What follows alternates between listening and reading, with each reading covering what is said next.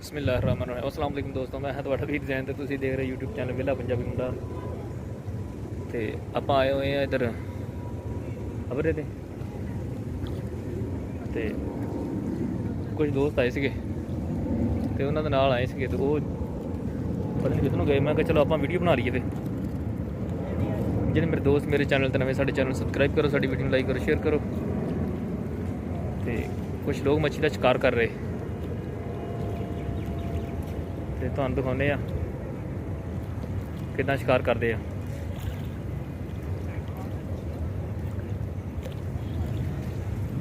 ਬਾਕੀ ਇੱਕ ਤਾਂ ਜਿਹੜੀ ਮੱਛੀ ਮੁੱਲ ਲੈਣੀ ਆ ਉਹਦੇ ਨਾਲੋਂ ਬਿਹਤਰ ਆ ਜਿਹੜੀ ਮੱਛੀ ਖੁਦ ਫੜਨੀ ਆ ਨਾ, ਇਹ ਸਵਾਦ ਦਾ ਸਵਾਦ ਆ।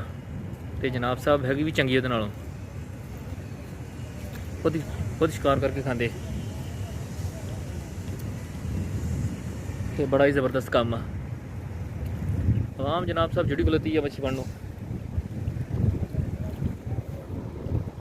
ਤੁਹਾਨੂੰ ਆਹ ਮਗਰ ਨਜ਼ਰ ਆ ਰਹੇ ਹੋਣਗੇ, ਉਹ ਸਾਰੇ ਮੱਛੀ ਫੜਨ ਵਾਲੇ।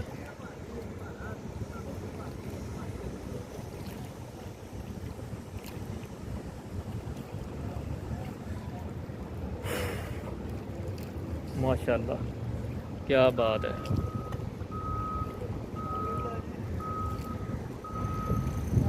बाकी दोस्तों इदा ही जनाब साहब लाइक ते प्यार मुहब्बत करते रहो ते कमेंट्स लाजमी करया करो यार। बाकी इंशाअल्लाह ताला प्रॉपर वे शुरू करांगे, थोड़ा कम सैट हो जाए इंशाअल्लाह ताला, तो फिर आप व्लॉग चंगी तरह बनावांगे इंशाअल्लाह ताला। बाकी देखते हैं की बनता, किन्नी कुछ मच्छी फड़ते हैं। मेरे नाल दे पता नहीं किधर गायब होए तो आप होर थोड़ी देर ही वापसी चल जाना वा। जो ही मगरब की जान होने वाली उही तो टाइम देख के वापसी चल जाके नमाज़ पढ़ांगे इंशाअल्लाह ताला। फिर आप ही आते रहणगे। चलो ठीक है दोस्तों,